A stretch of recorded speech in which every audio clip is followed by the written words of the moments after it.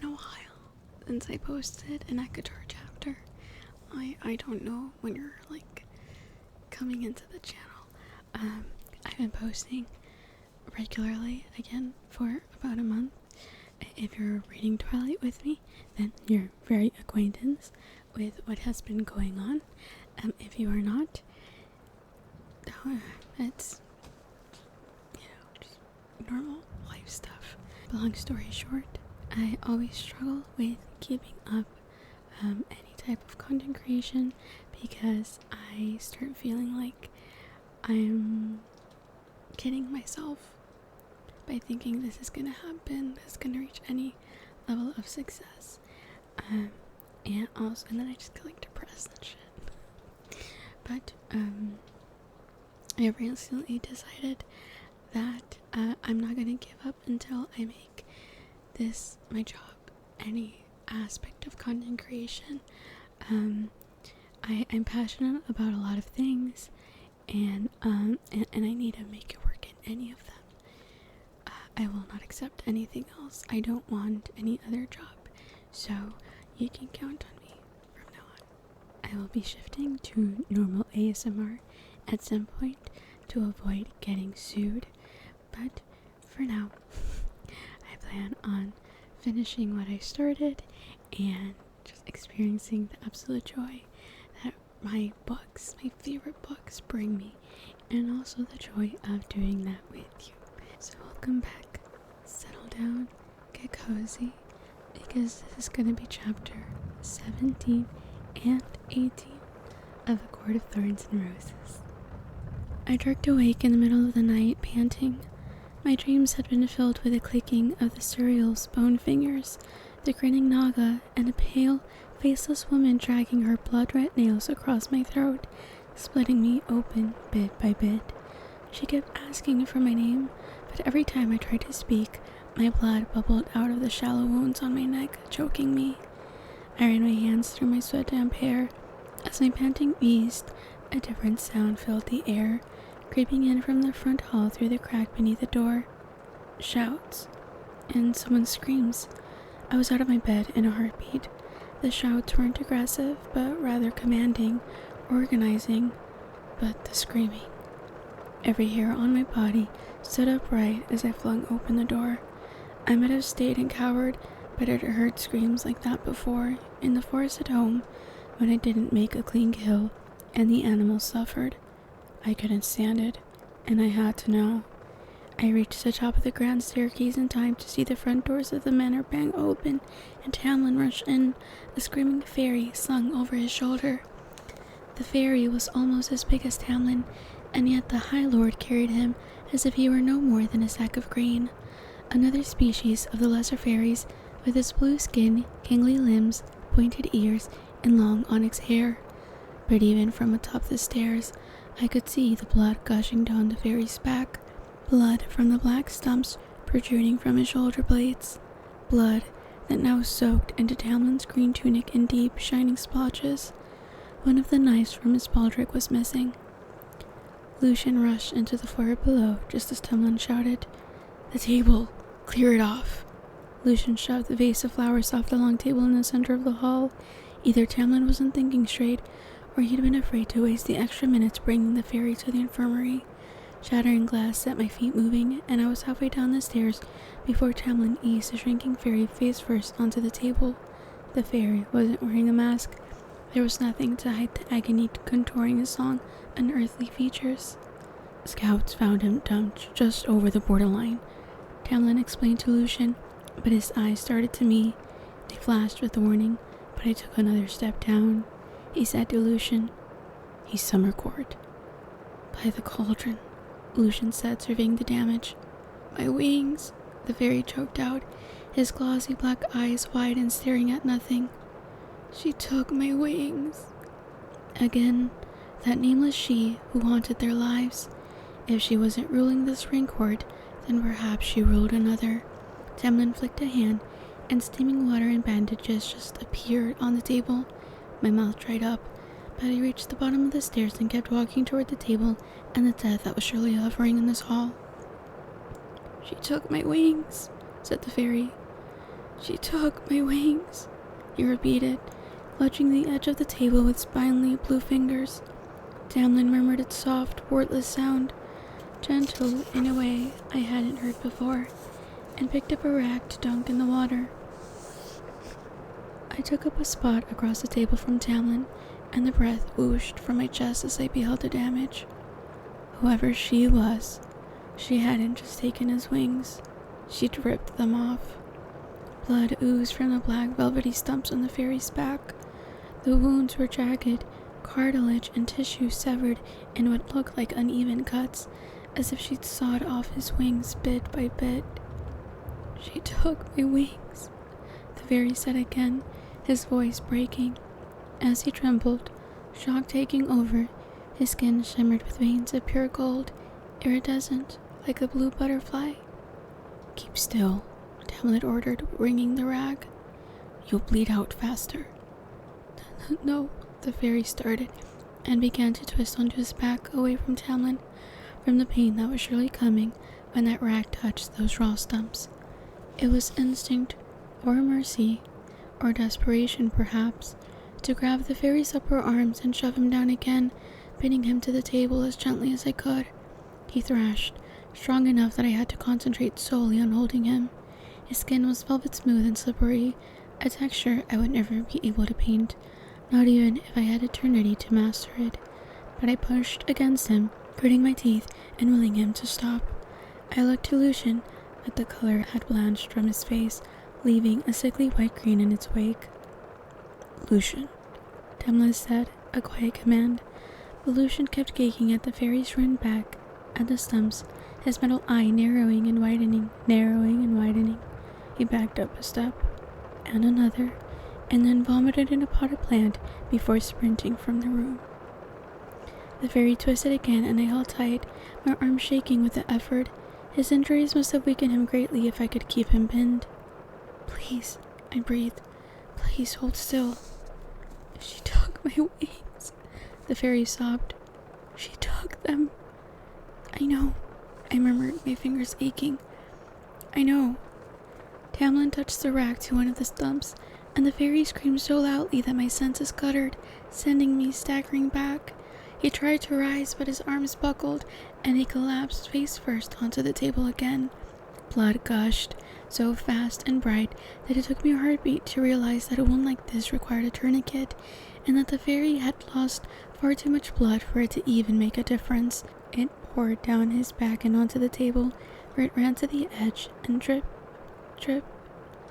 to the floor near my feet. I found Tamlin's eyes on me. The wounds aren't clotting, he said under his breath as the fairy panted. Can't you use your magic? I asked, wishing I could rip that mask off his face and see his full expression. Tamlin swallowed hard. No, not for major damage. Once, but not any longer. The fairy on the table whimpered, his panting slowing. She took my wings, he whispered. Tamlin's green eyes flickered, and I knew right then that the fairy was going to die. Death wasn't just hovering in this hall, it was counting down the fairy's remaining heartbeats. I took one of the fairy's hands in mine. The skin there was almost leathery, and perhaps more out of reflex than anything, his long fingers wrapped around mine, covering them completely. She took my wings, he said again, the shaking subsiding a bit. I brushed the long damp hair from the fairy's half-turned face, revealing a pointed nose and a mouthful of sharp teeth. His dark eyes shifted to mine, beseeching, pleading. It will be all right, I said, and hoped he couldn't smell eyes the way the cereal was able to. I stroked his limp hair, its texture like liquid night. Another I would never be able to paint, but would try to, perhaps forever. It will be all right. The fairy closed his eyes, and I tightened my grip on his hand. Something wet touched my feet, and I didn't need to look down to see that his blood had pooled around me. My wings, the fairy whispered. You'll get them back. The fairy struggled to open his eyes. You swear? Yes, I breathed. The fairy managed a slight smile and closed his eyes again. My mouth trembled. I wished for something else to say, something more to offer him than my empty promises. The first false vow I'd ever sworn. But Tamlin began speaking, and I glanced up to see him take the fairy's other hand. "Cauldron save you," he said, reciting the words of a prayer that was probably older than the mortal realm. "Mother hold you. Pass through the gates and smell that immortal land of milk and honey. Fear no evil, feel no pain." Tamlin's voice wavered, but he finished. "Go and enter eternity." The fairy heaved one final sigh, and his hand went limp in mine. I didn't let go, though, and kept stroking his hair, even when Tamlin released him and took a few steps from the table. Okay, this is like so depressing. Guys, we're reading New Moon, if you don't know. And if you do, then you know we just got left. And hello, I was like, oh, I'm so excited to read ACOTAR, because at least that'll be a relief from the sadness and depression, literal depression that is New Moon. And we come back to this. I could feel Tamlin's eyes on me, but I wouldn't let go. I didn't know how long it took for a soul to fade from the body. I stood in the puddle of blood until it grew cold, holding the fairy's spindly hand and stroking his hair, wondering if he knew I'd lied when I'd sworn he would get his wings back, wondering if, wherever he had now gone, he had gotten them back. A clock chimed somewhere in the house, and Tamlin gripped my shoulder. I hadn't realized how cold I'd become until the heat of his hand warmed me through my nightgown.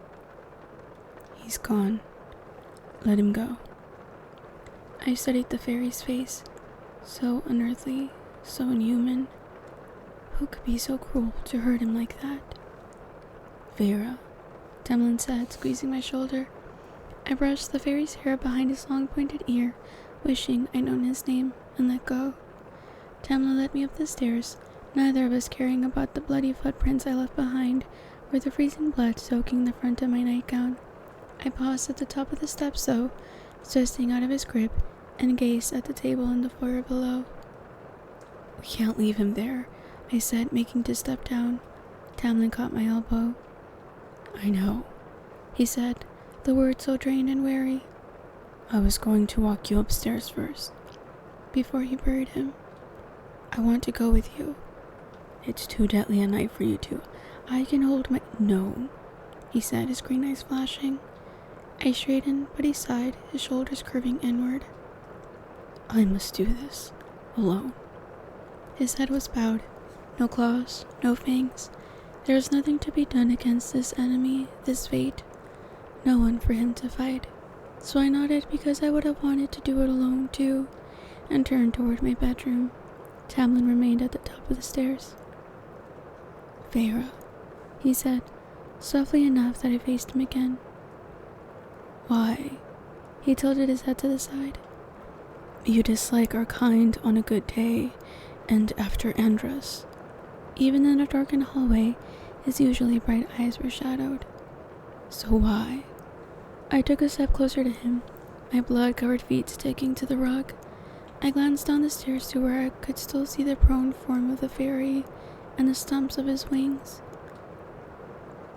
"Because I wouldn't want to die alone," I said, and my voice wobbled as I looked at Tamlin again, forcing myself to meet his stare. "Because I'd want someone to hold my hand until the end, and a while after that. That's something everyone deserves. Human or fairy." I swallowed hard. My throat painfully tight. "I regret what I did to Andros," I said, the words so strangled they were no more than a whisper. "I regret that there was such hate in my heart. I wish I couldn't do it. And I'm sorry. So very sorry." I couldn't remember the last time, if ever, I'd spoken to anyone like that. But he just nodded and turned away, and I wondered if I should say more, if I should kneel and beg for his forgiveness, if he felt such grief, such guilt over a stranger, an Andros. By the time I opened my mouth, He was already down the steps. I watched him, watched every movement he made, the muscles of his body visible through that blood-soaked tunic, watched the invisible weight bearing down on his shoulders. He didn't look at me as he scooped up the broken body and carried it to the garden doors beyond my line of sight. I went to the window at the top of the stairs, watching as Tamlin carried the fairy through the moonlit garden and into the rolling fields beyond. He never once glanced back. Chapter 18. The next day, the blood of the fairy had been cleaned up by the time I ate, washed, and dressed. I had taken my time in the morning, and it was nearly noon as I stood atop the staircase, peering down at the entry hall below, just to make sure it was gone. I'd been set on finding Tamlin and explaining, truly explaining, how sorry I was about Andrus. If I was supposed to stay here, stay with him, then I could at least attempt to repair what I'd ruined. I glanced to the large window behind me, the view so sweeping that I could see all the way to the reflecting pool beyond the garden.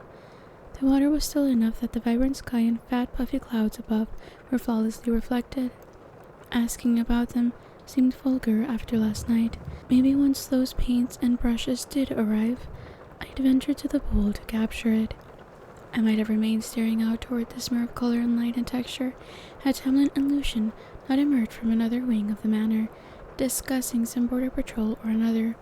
He fell silent as I came down the stairs, and Lucian strode right out the front door without so much as a good morning, just a casual wave. Not a vicious gesture, but he clearly had no intention of joining the conversation that Tamlin and I were about to have. I glanced around, hoping for any sign of those paints, but Tam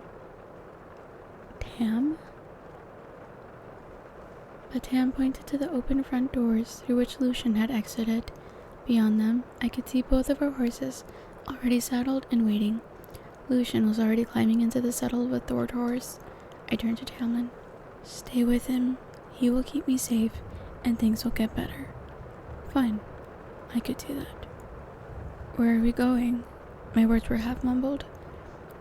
Your supplies won't arrive until tomorrow, and the gallery's being cleaned, and my meeting was postponed. Was he rambling? I thought we'd go for a ride. No killing involved, or Naga to worry about. Even as he finished with his half smile, sorrow flickered in his eyes. Indeed, I'd had enough death in the past 2 days. Enough of killing fairies, killing anything. No weapons worth sheathed at his side or in his baldric, but a knife hilt glinted at his boot. Where had he buried that fairy?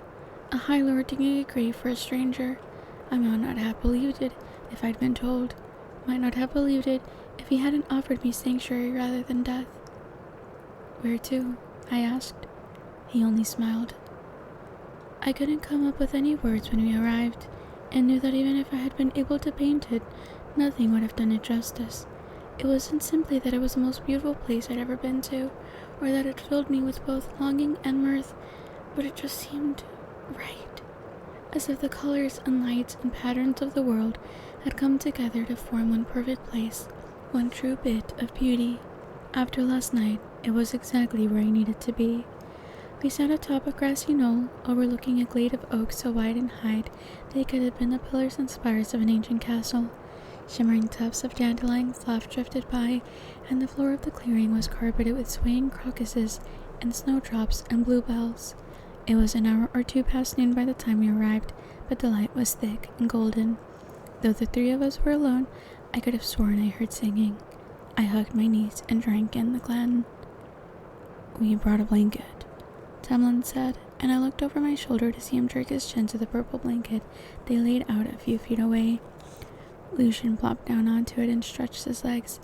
Tamlin remained standing, waiting for my response. I shook my head and faced forward, tracing my hand through the feather-soft grass, cataloging its color and texture. I'd never felt grass like it, and I certainly wasn't going to ruin the experience by sitting on a blanket. Rushed whispers were exchanged behind me, and before I could turn around to investigate, Tamlin took a seat at my side. His jaw was clenched tight enough that I stared ahead. What is this place? I said, still running my fingers through the grass. Out of the corner of my eye, Tamlin was no more than a glittering golden figure. Just a glen. Behind us, Lucian snorted. Do you like it? Tamlin asked quickly. The green of his eyes matched the grass between my fingers, and the ember flecks were like the shafts of sunlight that streamed through the trees. Even his mask, odd and foreign, seemed to fit into the glen, as if this place had been fashioned for him alone. I could picture him here, in his beast form, curled up in the grass, dozing. What? I said. I'd forgotten his question. Do you like it? He repeated, and his lips tugged into a smile. I took an uneven breath and stared at the glen again. Yes, he chuckled. That's it? Yes? Would you like me to grovel with gratitude for bringing me here, High Lord? The Zoriel told you nothing important, did it? That smile of his sparked something bold in my chest. He also said that you like being brushed, and if I'm a clever girl, I might train you with treats. Tamlin tipped his head to the sky and roared with laughter. Despite myself, I let out a soft laugh. I might die of surprise, Lucian said behind me. You made a joke, Farah. I turned to look at him with a cool smile. I flicked my brows up, and Lucian lifted his hands in defeat. I'd pay good money to hear what the Zoriel thinks of Lucian, Tamlin said. A cork popped, followed by the sounds of Lucian chugging the bottle's contents and chuckling with a muttered, brushed. Tamlin's eyes were still bright with laughter as he put a hand at my elbow, pulling me to my feet. Come on, he said, jerking his head down the hill to the little stream that ran along its base. I want to show you something. I got to my feet, but Lucian remained sitting on the blanket and lifted the bottle of wine in salute. He took a slug from it as he sprawled on his back and gazed at the green canopy. Each of Tamlin's movements was precise and efficient, his powerfully muscled legs eating up the earth as we wove between the towering trees, hopped over tiny brooks, and clambered up steep knolls. We stopped atop a mound, and my hands sagged at my sides. There, in a clearing surrounded by towering trees, lay a sparkling silver pool. Even from a distance, I could tell that it wasn't water, but something more rare and infinitely more precious. Tamlin grasped my wrist and tugged me down the hill, his calloused fingers gently scraping against my skin. He let go of me to leap over the root of the tree in a single maneuver and prowled to the water's edge. I could only grind my teeth as I stumbled after him, heaving myself over the root. He crouched by the pool and cupped his hand to fill it. He tilted his hand, letting the water fall. Have a look.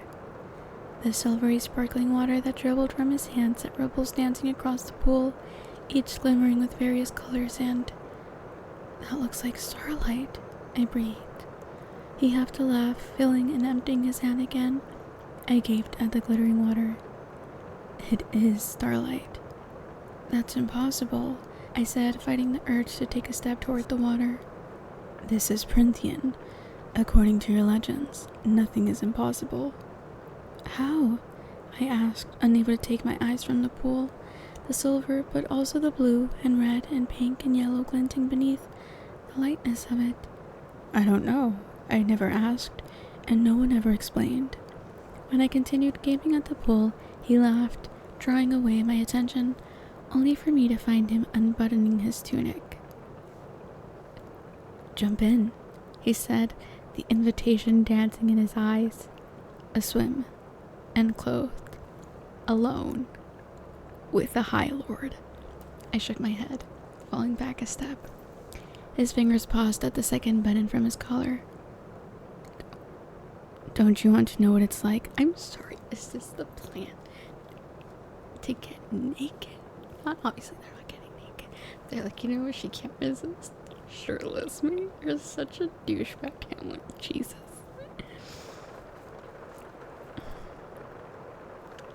I cannot take him seriously. I didn't know what he meant. Swimming in starlight or swimming with him. No. Alright. He left his tunic unbuttoned. There was only bare-muscled golden skin beneath. Why this place? I asked, tearing my eyes away from his chest. This was my favorite haunt as a boy. Which was when? I couldn't stop the question from coming out. He got a glance in my direction. A very long time ago. He said it so quietly that it made me shift on my feet. A very long time ago, indeed, if he'd been a boy during the war. Well, I'd started down the road, so I ventured to ask, "Is Lucian alright? After last night, I mean?" He seemed back to his usual snide, irreverent self, but he vomited at the sight of that dying fairy. He didn't react well. Tamlin shrugged, but his words were soft as he said, Lucian has endured things that make times like last night difficult. Not just the scar and the eye, though I bet last night brought back memories of that, too.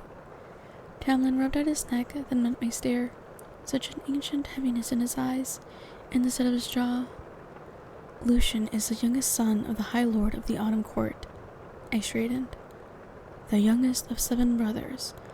The Autumn Court is cutthroat, beautiful, but his brothers see each other only as competition, since the strongest of them will inherit the title, not the eldest. It is the same throughout Prynthian at every court. Lucian never cared about it, never expected to be crowned High Lord, so he spent his youth doing everything a High Lord's son probably shouldn't, wandering the courts, making friends with the sons of other High Lords. A faint gleam in Tamlin's eyes at that, and being with females who were a far cry from the nobility of the Autumn Court. Tamlin paused for a moment, and I could almost feel the sorrow before he said, Lucian fell in love with a fairy whom his father considered to be grossly inappropriate for someone of his bloodline. Lucian said he didn't care that she wasn't one of the High Fae, that he was certain the mating bond would snap into place soon, and that he was going to marry her and leave his father's court to his scheming brothers. A tight sigh. His father had put her down, executed, in front of Lucian, and as his 2 eldest brothers held him and made him watch. My stomach turned, and I pushed a hand against my chest. I couldn't imagine, couldn't comprehend that sort of loss. Oh, you'll get there, man. Lucian left. He cursed his father, abandoned his title and the Autumn Court, and walked out. And without his title protecting him, his brothers thought to eliminate one more contender to the High Lord's crown. 3 of them went out to kill him. 1 came back. Lucian killed them? He killed 1, Tamlin said. I killed the other, as they had crossed into my territory, and I was now High Lord and could do what I wanted, with trespassers threatening the peace of my lands. A cold, brutal statement. I claimed Lucian as my own, named him emissary, since he'd already made many friends across the courts and had always been good at talking to people, while I can find it difficult. He's been here ever since. As emissary, I began. Has he ever had dealings with his father or his brothers? Yes. His father has never apologized, and his brothers are too frightened of me to risk harming him. No arrogance in those words, just icy truth. But he has never forgotten what they did to her or what his brothers tried to do to him, even if he pretends that he has. It didn't quite excuse everything Lucian had said and done to me, but I understood now. I could understand the walls and barriers he had no doubt constructed around himself. My chest was too tight, too small to fit the ache building in it. I looked at the pool of glittering starlight and let out a heavy breath. I needed to change the subject. What would happen if I were to drink the water? Tamlin straightened a bit, then relaxed as if glad to release that old sadness. Legend claims you'd be happy until your last breath, he added. Perhaps we both need a glass. I don't think that entire pool would be enough for me, I said, and he laughed. 2 jokes in one day. A miracle sent from the cauldron, he said. I cracked a smile. He came a step closer, as if forcibly leaving behind the dark, sad stain of what had happened to Lucian, and the starlight danced in his eyes as he said, What would be enough to make you happy? I blushed from my neck to the top of my head. I don't know. It was true. I'd never given that sort of thing any thought beyond getting my sister safely married off and having enough food for me and my father in time to learn to paint. He said, not stepping away. What about the ringing of bluebells? Or a ribbon of sunshine? Or a garland of moonlight? He grinned wickedly. High Lord of Pernthian indeed. High Lord of Foolery was more like it. And he knew I'd say no, that I'd squirm a bit from merely being alone with him.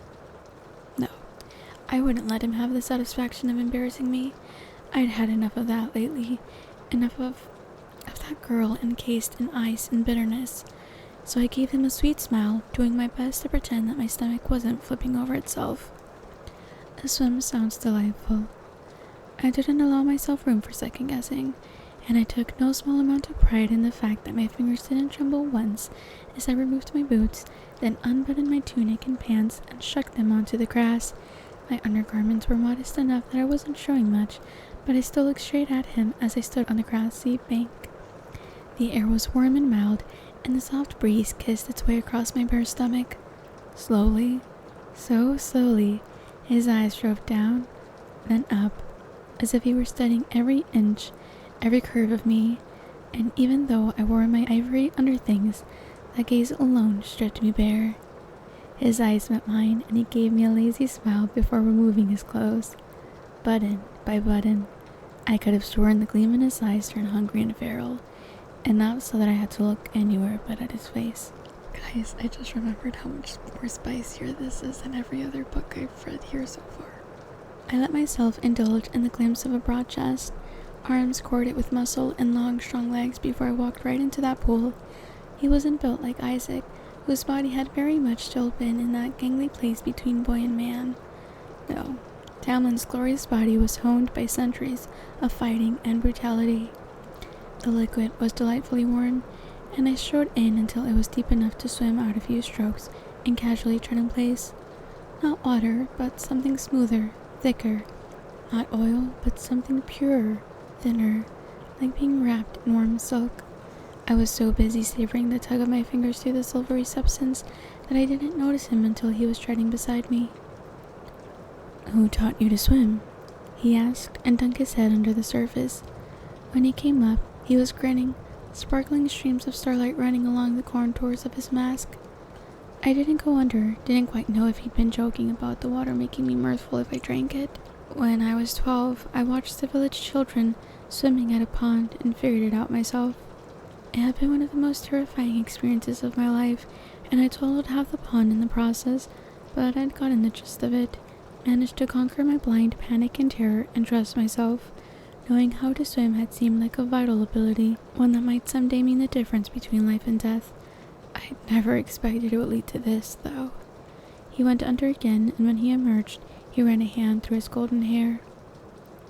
"How did your father lose his fortune?" "How do you know about that?" Tamlin snorted. "I don't think born peasants have your kind of diction." Some part of me wanted to come up with a comment about snobbery, but, well, he was right, and I couldn't blame him for being a skilled observer. "My father was called the Prince of Merchants," I said plainly, treading that silky, strange water. I hardly had to put any effort into it. The water was so warm, so light, that it felt as if I were floating in air, every ache in my body oozing away into nothing. Must be nice, my back is killing me. But that title, which he'd inherited from his father and his father before that, was a lie. We were just a good name that masked 3 generations of bad debts. My father had been trying to find a way to ease those debts for years, and when he found an opportunity to pay them off, he took it regardless of the risks. I swallowed. 8 years ago, he amassed our wealth on 3 ships to sail to Barat for invaluable spices and cloth. Tamlin frowned. "Risky indeed. Those waters are a death trap unless you go the long way." Well, he didn't go the long way. It would have taken too much time, and our creditors were breathing down his neck, so he risked sending the ships directly to Barat. They never reached Barat's shores. I tipped my hair back in the water, clearing the memory of my father's face the day the news arrived of the sinking. When the ship sank, the creditors circled him like wolves. They ripped him apart until there was nothing left of him but a broken name and a few gold pieces to purchase that cottage. I was 11. My father, he just stopped trying after that. I couldn't bring myself to mention that final ugly moment when that other creditor had come with his cronies to wreck my father's leg. "That's when you started hunting?" "No. Even though we moved to the cottage, It took almost 3 years for the money to entirely run out, I said.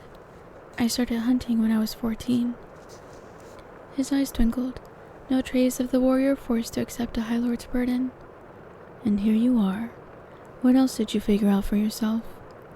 Maybe it was the enchanted pool, or maybe it was a genuine interest behind the question, but I smiled and told him about those years in the woods.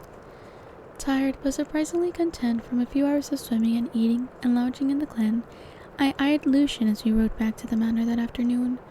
We were crossing a broad meadow of new spring grass when he caught me glancing at him for the 10th time, and I braced myself as he fell back from Tamlin's side. The middle eye narrowed on me while the other remained wary and impressed. Yes? That was enough to persuade me not to say anything about his past. I would hate pity too, and he didn't know me, not well enough to warrant anything but resentment if I brought it up, even if it weighed on me to know it, to grieve for him. I waited until Tamlin was far enough ahead that even his high Fae hearing might not pick up on my words.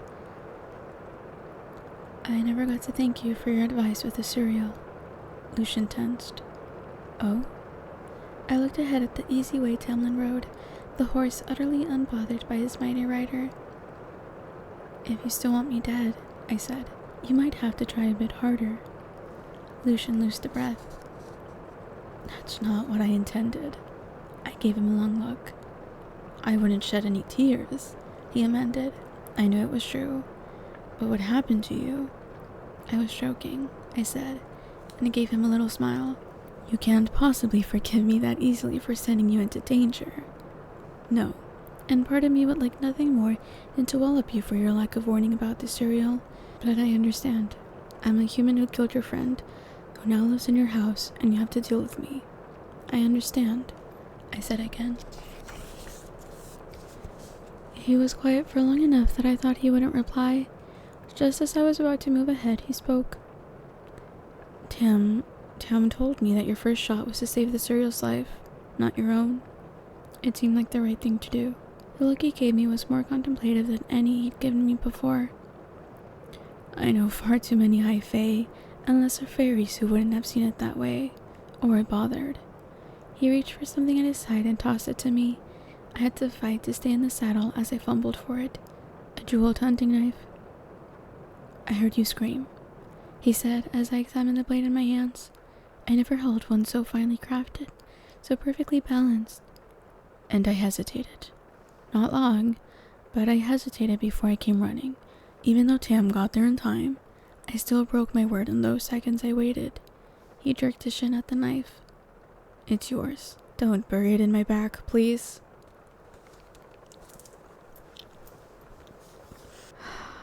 There's nothing like getting lost in a good book, am I right? And my god, do we need to get lost sometimes? It's just really crazy out there, you know, guys. But, so just stay safe. Please consider giving this video a like if you enjoyed it to let YouTube know that other people might enjoy it too. Please consider subscribing if you haven't already, and if you have, thank you so much for doing so. You have helped me get a little bit closer to the goal of reaching 1,000 subscribers by the end of the year. But with that, I will now leave you. It is 5 in the morning. I need to take this off and go to sleep. But I will see you very, very soon. So, have a good night, rest well, and I will see you in the